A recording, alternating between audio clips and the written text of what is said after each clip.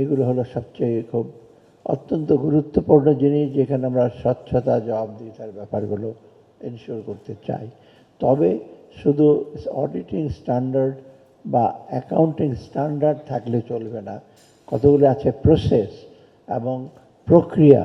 সেই প্রক্রিয়াগুলো কারা ইমপ্লিমেন্ট করে, কারা এই জিনিসটার পেছনে আছে, সেই মানুষগুলোর কোয়ালিটি, তাদের মোটিভেশন এবং তাদের স্বচ্ছতা, তাদেরও স্বচ্ছতা জবাবদিহিতা দরকার।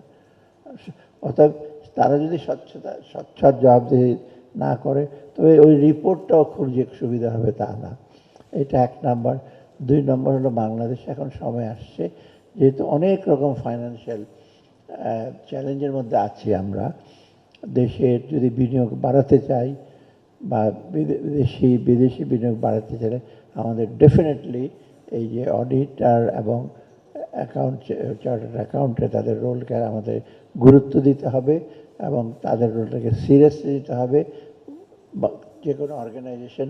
এবং সেটা কিন্তু সরকারি বেসরকারি সবার জন্য, খালি প্রাইভেট ফার্মের জন্য সেই অডিট করবে সেটা কিন্তু পাবলিক ফান্ড ম্যানেজমেন্টের জন্য কিন্তু এই অডিট, অ্যাকাউন্টিং, এই স্ট্যান্ডার্ডগুলো দরকার আছে। অর্থাৎ সব মিলে। আর আমাদের এনবিআরের যারা ট্যাক্স নির্ধারণ করে তাদের জন্য আরও বেশি দরকার, যাতে এগুলো রিপোর্টগুলো ঠিক না থাকে।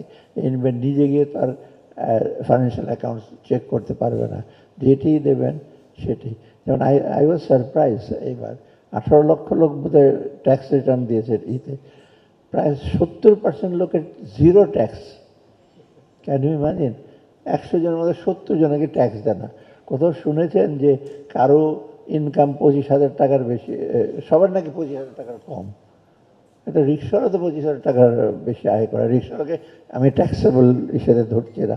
অর্থাৎ এইরকম যদি হিসাব দেয় এবং ব্যবসায়ীরা যদি কোটি কোটি টাকার বলতে যদি বলে আমার এত লক্ষ টাকা মাত্র বিক্রি হয়েছে, সেটা তো ঠিক না। অতএব এই হিসাবগুলো ঠিকভাবে দেয়, এটার একটা দায়িত্ব কিন্তু যারা অ্যাকাউন্টেন্ট, এদের ফার্মের, এটা আর সেই সংস্থারও দরকার আছে। যাই হোক, I am thankful to FRC. FRC chairman একটা খুব ডিটেইল রিপোর্ট দিয়েছে। It's very rich document. এটার মধ্যে অনেকগুলো যেগুলো আছে বিটুইন দ্য লাইন্স বা এমনি কতগুলো জিনিস আছে, সেগুলি সবার জন্য প্রযোজ্য।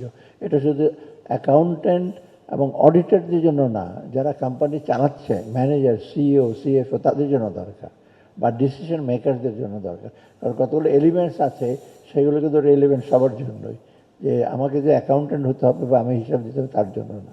অর্থাৎ I think that particular paper is very important.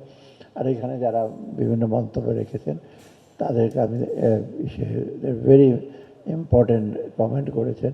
আর আপনারা যারা মেনলি যারা চার্টার্ড অ্যাকাউন্টেন্টস বা অডিটার্স আছেন, তাদেরকে আমার অনুরোধ, আপনারা একটু চোখ কান খোলা রেখে খালি অঙ্ক 2 2 4 দেখে ফেলাম স্যাটিসফাই।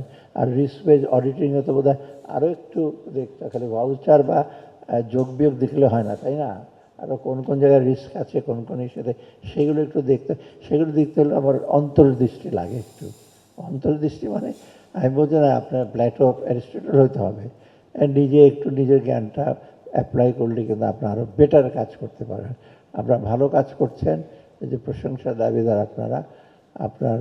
এই যে আপনাদের জন্যই মোটামুটি কিছুটা জবাবদিহিতা আছে আমি বলবো, এবং আমি চাই আরও বেশি জবাবদিহিতা, সেটা সরকারের পক্ষে হোক, আধা সরকারের পক্ষে হোক, সবার জন্য কিন্তু এনশিওর করার জন্য, গুড গভর্নেন্স করার জন্য।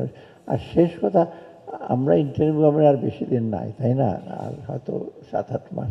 আমি সিরিয়াস, চিফ অ্যাডভাইজার সিরিয়াস, যে কতগুলো একটু বেসিক রিফর্ম করতে, লং টার্ম বা মিডিয়াম রিফর্ম করবো না, কিন্তু যেই কটা ধরেছি সেটা আমরা দেখি, আমি চেষ্টা করবো এটাকে ইমপ্লিমেন্ট করতে।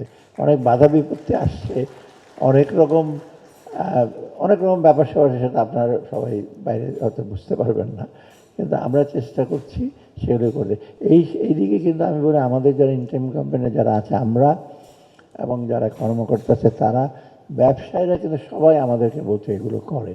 আর বিশেষ করে বিদেশি যারা আমাদের দাতা সংস্থা আছে বা যারা লেন্ডার আছে, they are giving very good support.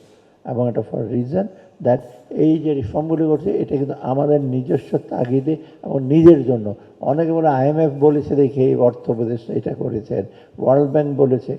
World bank যদি বলে যদি দূষিত পানি খেও না, সেটা ওয়ার্ল্ড ব্যাংক আমিও খাবো না, তাতে ওয়ার্ল্ড ব্যাংকের দোষ হলো নাকি আমি এটা খাবো না। অর্থাৎ ভালো জিনিসে যদি ওয়ার্ল্ড ব্যাংক বা IMF বলে থাকে তোমরা যেটা করছো, অফকোর্স তারা টেকনিক্যাল অ্যাসিস্ট্যান্স দিচ্ছে, হেল্প দিচ্ছে, that is also very good contribution. এটা করে থাকলেই কিন্তু আমরা এগিয়ে যেতে। আর সবশেষে আপনাদের সহযোগিতা সবার জন্য কাম। ধন্যবাদ সবাই।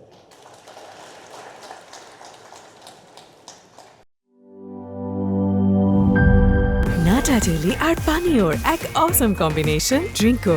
চিল থাকতে চান? ড্রিঙ্কো চাবান।